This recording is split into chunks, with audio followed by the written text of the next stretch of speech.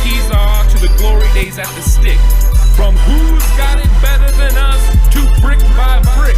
It's always the 49ers way, from off-season to game day. Yeah, we talk back. It's the 49ers Cutback.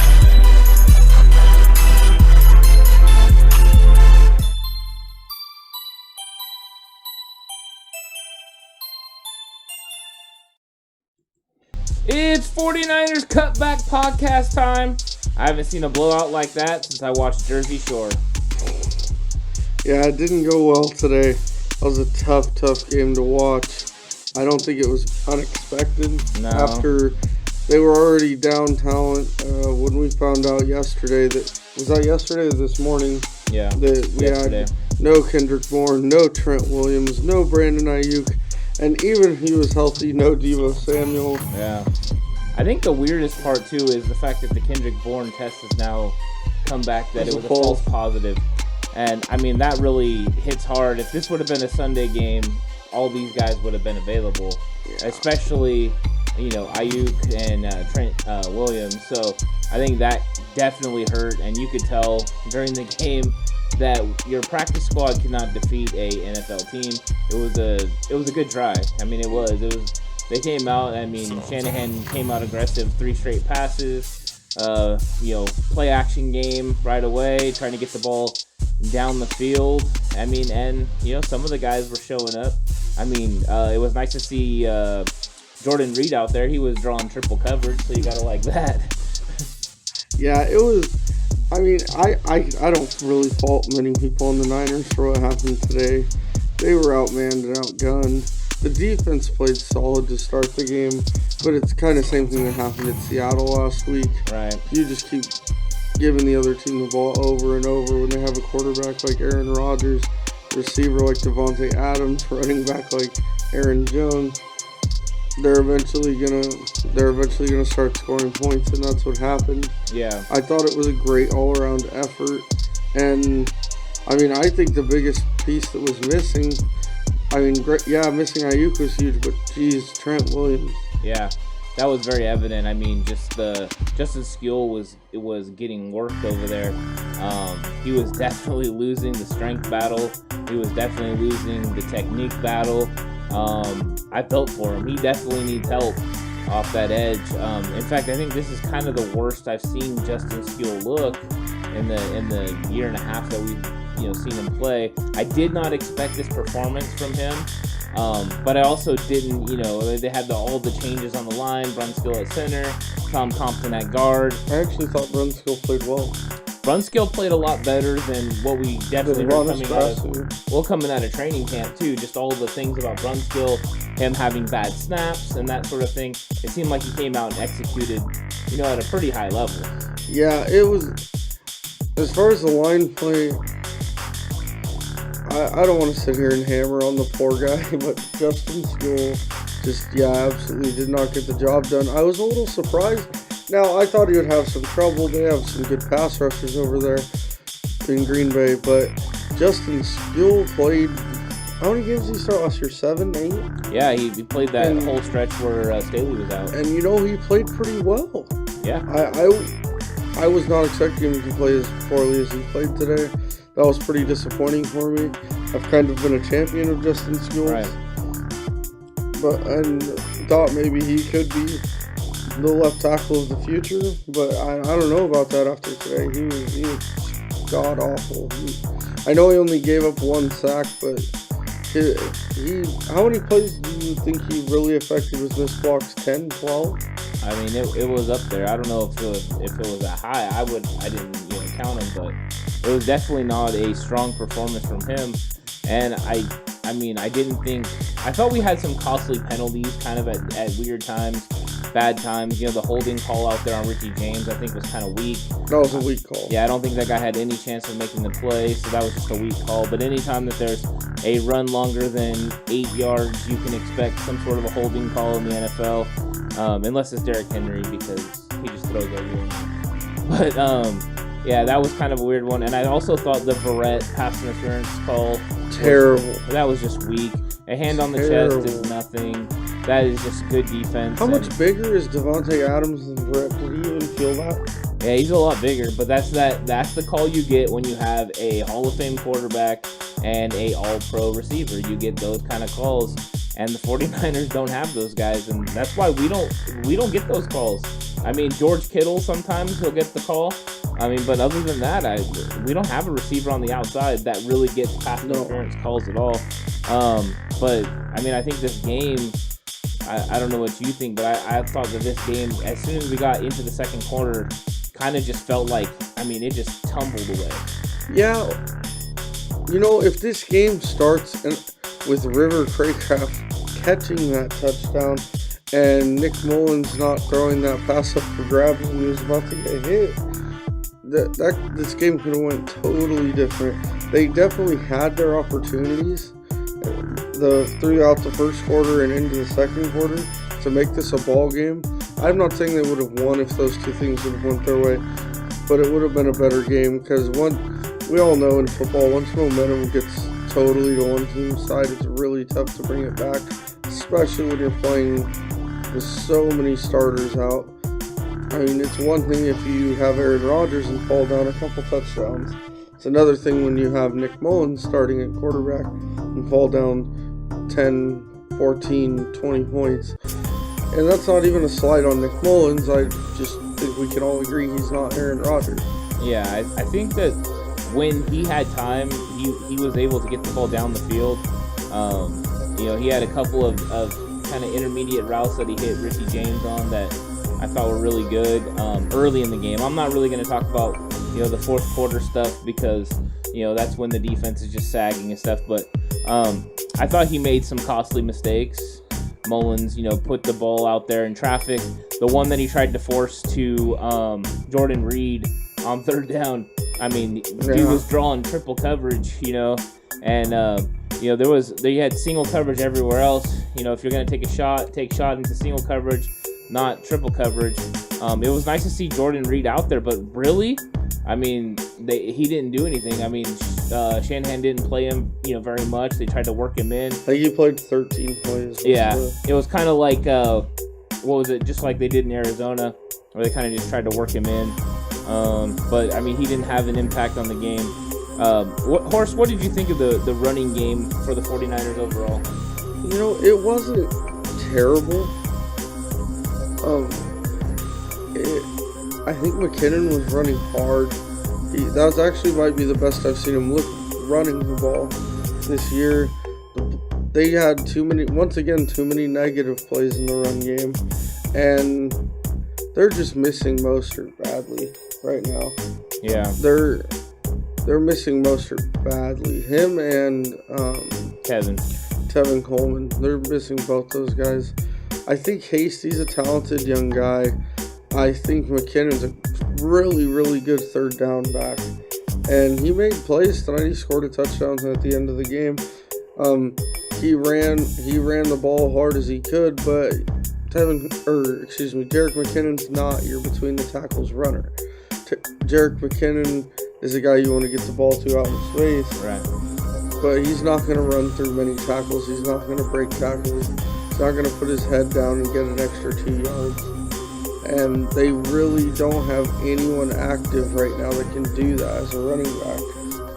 I think Hasty weighs like 182 pounds or something like that. I mean, they have two scat backs back there, basically. Right. I think that the one thing I noticed with Hasty was on that drive where they got inside the red zone. I think it was their first drive, and it appeared that he went the wrong way. And Mullins turned to give him the ball. Yep. And they were running the outside. You're talking about where they were talking about how the end was unblocked? Yes, then they're running it. They're supposed to be running an outside zone to the left. The other way, yeah. And he goes right, and Mullins still gets him the ball, but the play gets blown up. And if you look at the blocking, I mean, it actually was clearly set up for him. Yeah, it's well set up, and he could have gotten outside and made a big play on it. And I think that's the inexperience that you're talking about. Jeff Wilson, would have been nice to have in this kind of a game. Shoot, there's a guy I forgot to mention. Yeah. I'd have took Jeff Wilson easily today. The guy's got some skills. Yeah, it definitely was. This was kind of a tough game to watch, just because, I mean, you're going into a battle and you just don't have the weapons. I mean, the 49ers already have been struggling all year with injuries, and then you come in and you're just, you're gutted. You have nobody.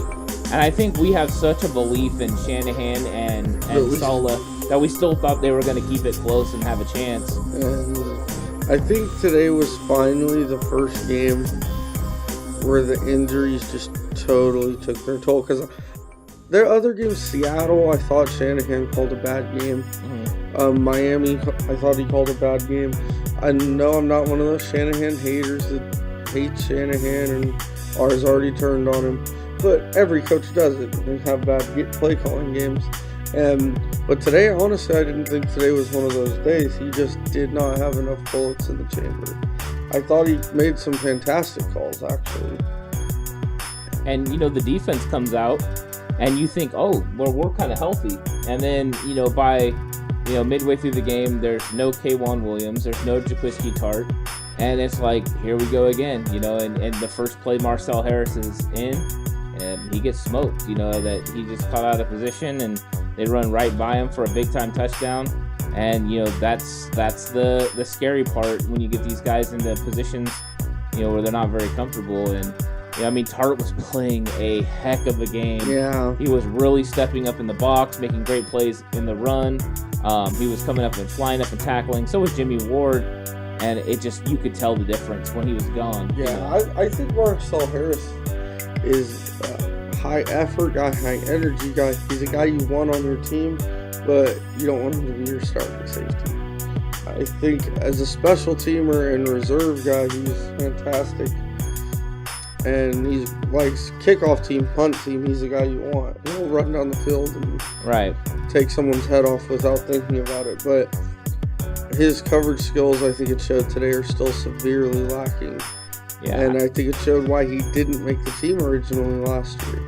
I think we're starting to see, too, there's been a lot of talk throughout the season, just because of all the injuries and stuff. People have kind of mentioned, oh, well, we should let this guy go and start this guy.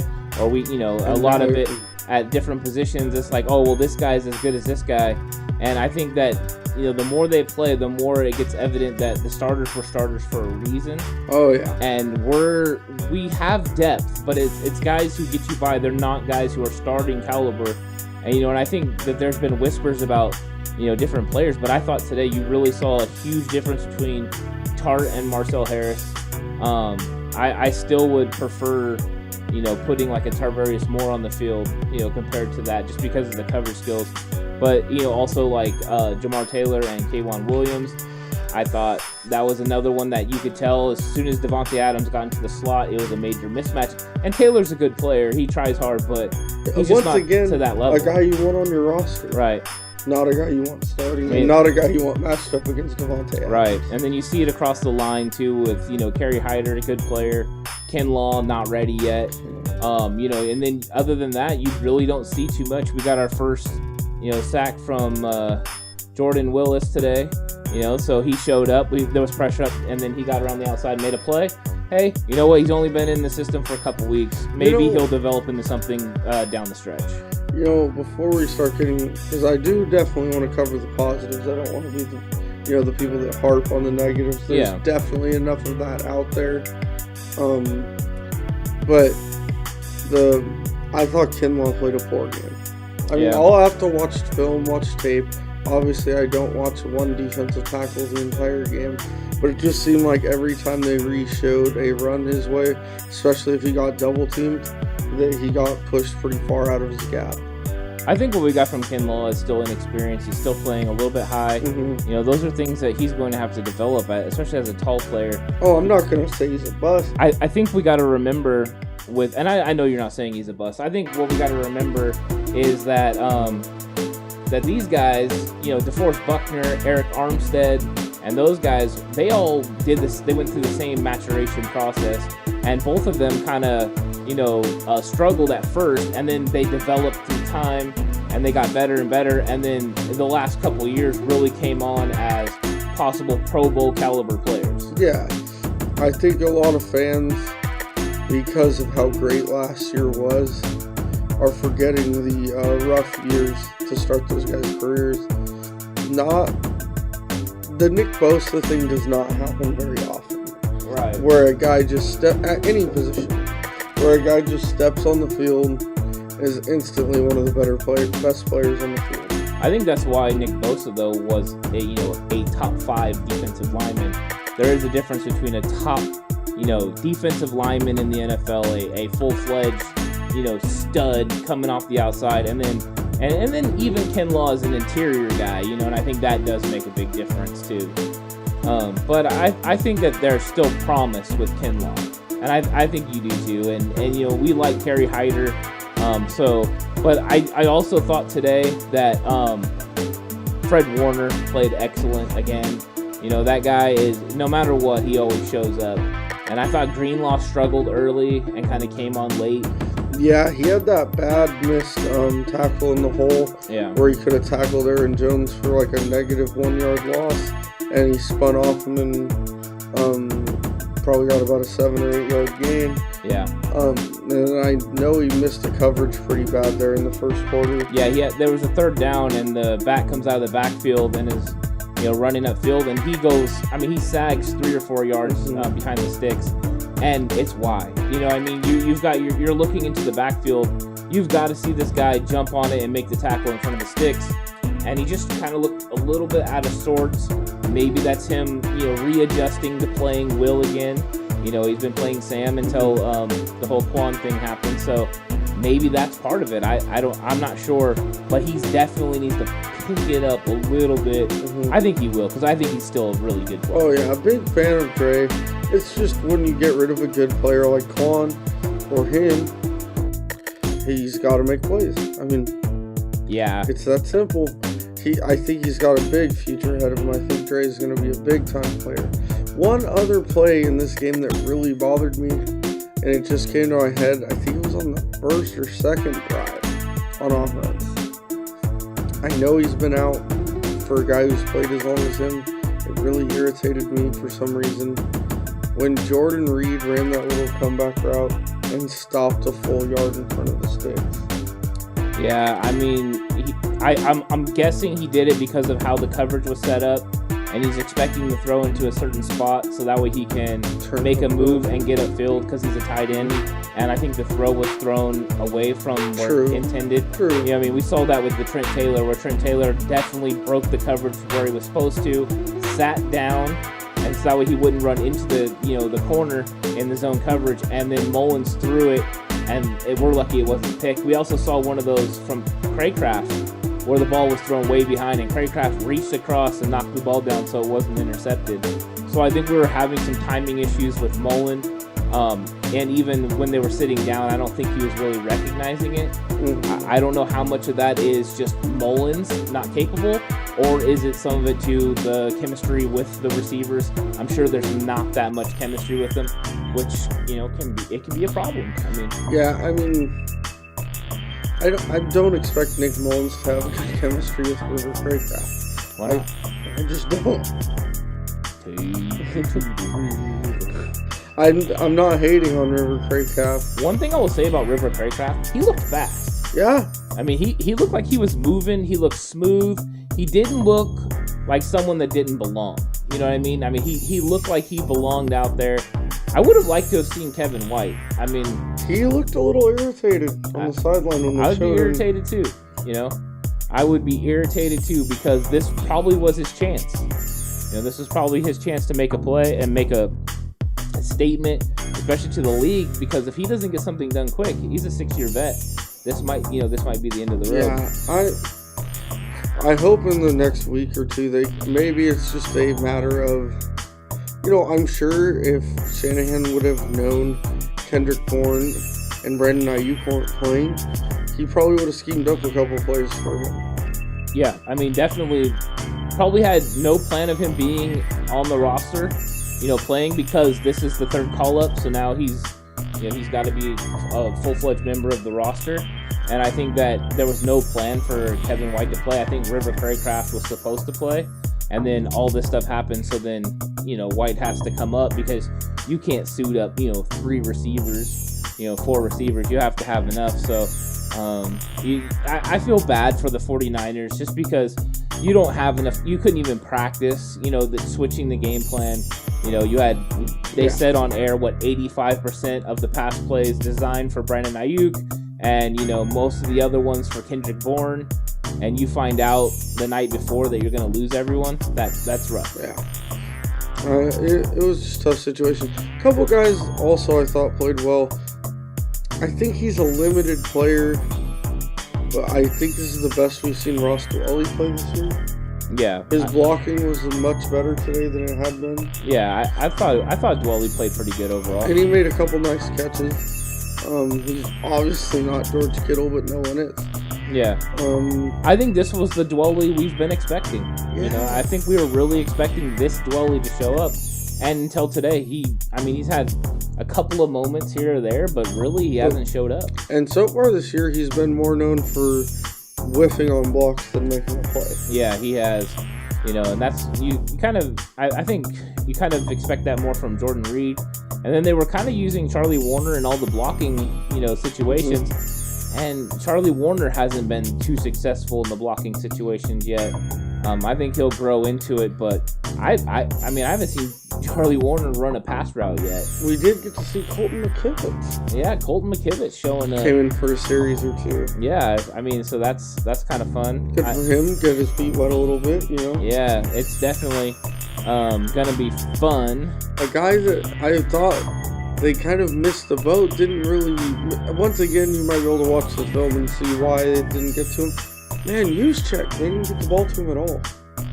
Yeah, they really didn't. Juszczyk was involved, I think, on an early pass play, and then after that, he kind of wasn't even in the game plan. Yeah, that was interesting to me when you have so many unproven guys out there.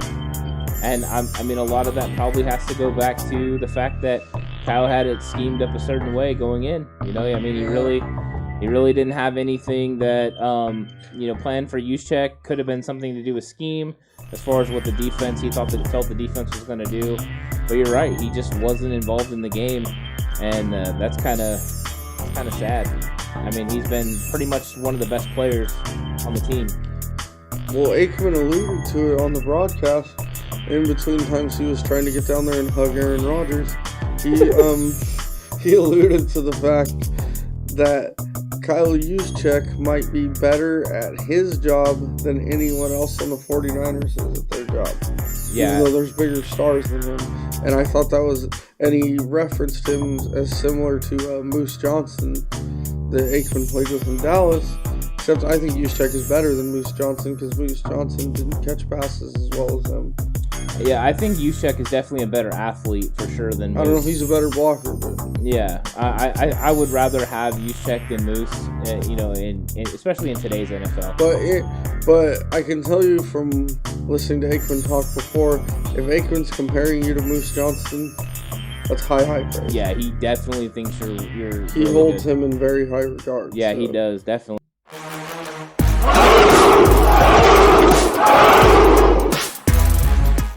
This week's Straight Beast Offensive Player of the Week, you might have wondered why we didn't bring him up in the game breakdown right there. We were saving him for it. It's pretty obviously Richie James. Richie James made the most of an opportunity today. He doesn't get on the field very much. He's really only been used as a kick and punt returner in his career. He got to play almost an entire game, and he showed out. He had 9 catches, 184 yards, and a touchdown. He had 3 plays of 40-plus yards today. Yeah, I thought Richie James really showed up, and played hard. And, basically it had to be him or Trent Taylor. And I think Trent Taylor, they kind of missed some opportunities to get him the ball. I thought Richie made some great plays, and he also made just some great athletic runs. Mm-hmm. But, the Packers also left Richie James wide open. I don't know what the game plan was there, but sometimes they were missing. I think there were opportunities down the field if we had more time. There wasn't no time, and once we got down, the run game kind of went away, which means the play action game went away. But Richie James showed up in a big way. Hopefully he's healthy, he stays healthy, and we can get this kind of production from him in the future. I think that would be good. Yeah, but that was talk about a guy, that had kind of been an afterthought, getting an opportunity to get on the field and just grabbing it and taking it. Yeah, Richard Sherman tweeted during the game that Richie's always been a guy that had this kind of athletic ability and this kind of talent. He just needed opportunity, and he got it today. Maybe it'll lead to more opportunities for him. So good for him, whether it's there or somewhere else. He definitely showed that he can make some plays when he gets the ball in open space. We're pretty bummed out about that game, too. If you want to make us feel better, you go subscribe to the podcast, like everything, and hit that notification bell. Comment down below on stuff you think that the 49ers need to improve on, everything. But besides injuries, other ideas you have or something we might have missed during the episode.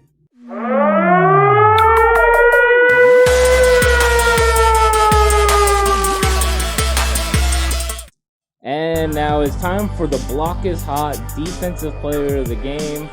It wasn't the greatest defensive performance, but there were solid defensive performances by 49ers, and we don't want to let these ones get away from us and miss the great performances. And we have to mention it, the captain of the defense, Fred Warner, had another outstanding game. He is definitely all-pro Fred. He shows up, he plays physical, he plays all the way till the very end. He never takes his foot off the pedal, and I thought he looked fantastic again, whether it was blitzing, run stopping, or in coverage. Fred Warner really didn't miss a beat. I don't think there's any question that he is the best linebacker in the NFL. Yeah, I know Fred's probably in the top 2 or 3 every week. Yeah, we could probably reasonably name him the defensive player of the game every week, but I really thought he deserved it this week in a game where they were down, they got down big. That guy never took a play off. He never stopped. Finished with 13 tackles, a couple for loss. The guy is just an animal. He brings it every play. He leads the defense. And as Tim Ryan put it on the postgame show, where in God's name would the 49ers defense be if they didn't have Fred Warner? Yeah, we'd be in a world of hurt, I think. He is the entire soul and spirit of that defense, and they would be in trouble without him. I think that I feel bad for that defense having to take so many snaps. The offenses, the last 2 weeks that they've been going against, has kind of overwhelmed them in the end. I think if the offense was executing better and limiting the amount of time and snaps that the defense was on the field, that the defense would still be top 10 worthy. So that's kind of... They were still top 10 coming into the game tonight. Yeah, they were 6th. Yeah, I mean that tells you a lot. Yeah, they've been hanging in there. Horst, now that we've got this kind of extended time between the 49ers, Thursday night game, I'm sure they're going to take some days off, and then the next time they play is going to be against the New Orleans Saints. What is kind of going to happen? What do the 49ers need to do to kind of get back on track? And try to salvage the season now that they're a game under 500. Well, the big thing is that by the time they play the Saints, if everything's true about the COVID test being a false positive, then they guaranteed have Trent Williams and Brandon Ayuk and Kendrick Bourne back. That right there is huge to their offense. Big time. If they can get Deebo Samuel back for that game, which is a very real possibility, even bigger. If they can come into that Saints game with that deck of cards, but if they can get some of those weapons back, I think that's huge for them, because it's the same idea as the Packers. You're not going to go in and beat the Saints with this half deck of cards that they had today. Yeah. If they do get those guys back, and the only 2 starters they're missing off the offense are Kittle and Garoppolo, I think they have a decent chance. Yeah, I think if you have Deebo, which you hopefully you do, because he just changes the offense in a big time way. If you have Deebo and Ayuk and Jordan Reed in the offense, McKinnon, yeah, and Kendrick Bourne, kind of adding solid to it. Player, yeah. Then you got some weapons that you can do something with. And also, maybe Richie James. Right, and the scheme, you can run the different things that stretch the defense horizontally, make it easy for Mullins, help Mullins get into some sort of a rhythm. I think that's one of the biggest things is he couldn't get into a rhythm. He didn't have the time, or he didn't have the open receivers. And then also he kind of just made some bad throws. But those are the things that they're going to have to work on. I think they're going to have extra time. The Saints are going to have a big game against Tampa Bay on Sunday night. So they're going to be going in there all out. They're not going to leave any stone unturned trying to beat the division rival. So at least the 49ers hopefully will come into the game if the able bodies are at least healthy. Maybe they can, have a shot. Yeah, I know one guy on that Saints defense that's going to be fired up. It's going to be scary to see Quan back. Quan's going to be ready. That dude's going to be fired up. If I was a running back, I'd be watching my head. Yeah, they're, by the way, guy on the Packers that took the headshot on Nick Mullins, is that necessary? Yeah, I'm not sure that guy did it on purpose. I just think, he's inexperienced. He's been on the practice squad. He's not, he's getting in there. He's trying to make a play. He's coming in for a sack. Mullins ducks at the last second. I mean, should he have went in lower? Yeah, but with a quarterback, if you hit him low, you get a penalty. You hit him high, you get a penalty. So I didn't like it. Yeah, I'm not a huge fan of it either, but one question I have for you, and once again, I know I've been negative on this guy in the past. This is not an indictment on him today. I realize he did not have the skill position players necessary to succeed. Mm-hmm. But should the 49ers have given CJ Beathard a shot once they got down 28-3? I think that Shanahan's decided that he's riding with Mullins. I think the only other person that could start a game for the 49ers is Jimmy Garoppolo. If he was able to come back, I think he's going to ride with Mullins until the wheels fall off. I think, they gave CJ a look, and I just think he feels Mullins is the best option to win football games for the 49ers, that he just runs the offense better. But if Mullins has a similar performance to this against the Saints, and they have the weapons back, the Debo and Brandon Ayuk and Kendrick Bourne, then, you would think they would have to think about it. Yeah, that's all I mean. And like I said, not an indictment on Mullins today. Clearly did not have the players around him. Yeah. But and maybe that's why Shanahan didn't do it, because he didn't want it to be seen as an indictment of Nick Mullins, like they're blaming the score of the game on Nick Mullins. Yeah. Because we all know the press can get a hold of someone getting pulled from a game in a blowout and turn it into, Shanahan doesn't like him, or he's not good enough, and that could not be what he means. It's also a good way to get practice against another team. You get into these games, you can find rhythm, you can get in, some sort of a chemistry with your receivers and stuff, and that can actually roll over into your next week. Roll over into practice, roll over into the next game, and really Mullins needs to, start playing at a higher level. We've seen him do it in the past. It's just he hasn't done it this year. Yeah, he has that pretty good game against the Giants, and outside of that, honestly, I expected him, not today once again, but I expected him to play better in his other starts. Right. Because, was it 2018? He had, out of his 8 or 9 starts, he had 4 or 5 really good ones. Yeah. So I'm a little disappointed so far. I think Nick can get it going here if they get their weapons back. At least good enough to keep them in games. Yeah, I think that. I think he'll look better in New Orleans, and I think the 49ers overall will look a lot better. They'll look more healthy. Even though New Orleans is a really good football team, I think the 49ers will at least, come out more competitive. They'll clean up mistakes. We had young guys playing all over the place, so hopefully the injuries aren't too much, again, to overcome. But, the 49ers are, I still am believing in the 49ers. Oh, yeah. Never not a believer.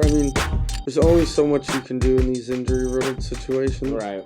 I still am with Shanahan. I still am with Lynch. I'm still with the process. And like I said the other day, if Jimmy's a quarterback, I'm behind Jimmy. If Nick Mullins is in, I'm behind Nick Mullins. If CJ Beathard is in, I'm behind CJ Beathard. I'm going to stay positive here. Yeah. Too many haters out there right now.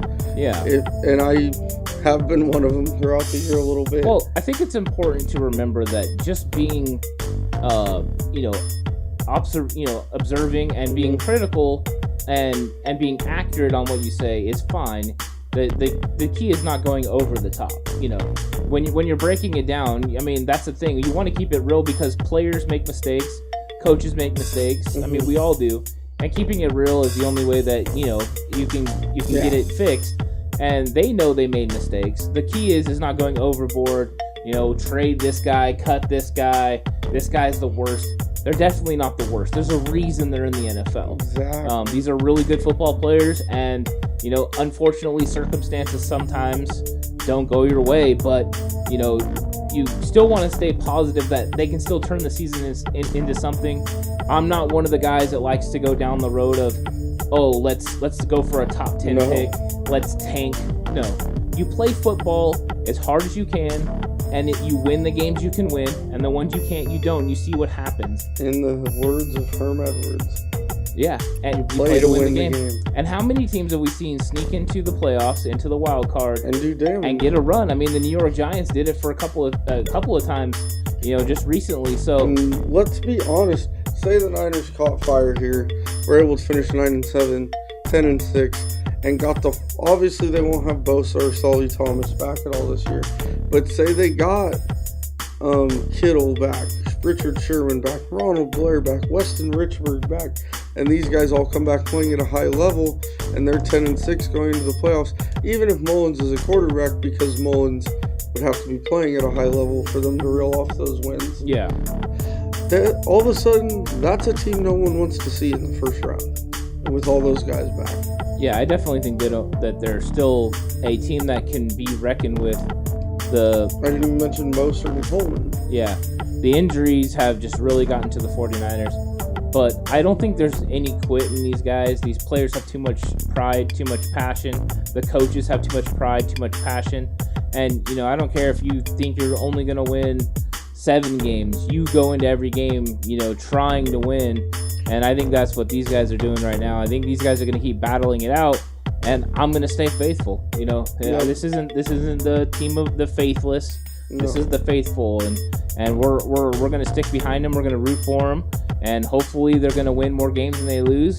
But if they don't, you know what? I'm still going to root for them. Next year. Yeah, we'll still be breaking it down. You know, let's get it. You know, let's get the 49ers back to the Super Bowl at some point. I mean, that's a part of it. You know, this is just sometimes that's how it goes. But you know, the 49ers, they're not done yet. They're still going to battle. But I mean, it's been a real struggle. This year has not been a good year injury wise. And to be honest, if we didn't have such a strong coaching staff, they should probably only have 1 or 2 wins. Yeah. To be totally honest. I mean, I seen, you know, where this team could have been, you know, 6-3 right now. You know, but right now they're 4-5. So I think there has been opportunities to win games. The 49ers, you know, made some mistakes, lost some games they should have won. But you know what? That's how it goes. That's football. You know, they always say you don't know how the ball's going to bounce. And unfortunately, 2020 has not bounced their way completely. But we'll see what happens in the future. Make sure you check out the next episode. We will be posting a Tuesday episode.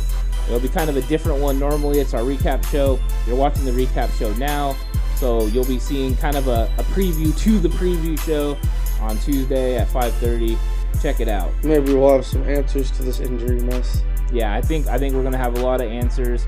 And we'll be able to break down, really get into who's going to be playing against New Orleans.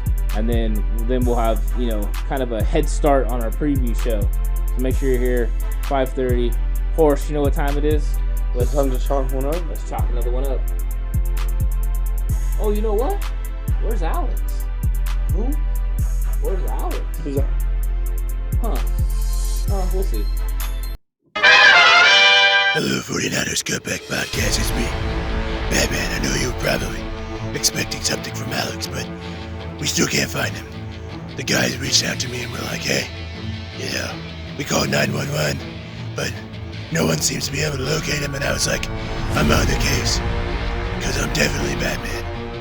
And so we're out here in Wisconsin, trying to see his last whereabouts, known location, was somewhere in these woods.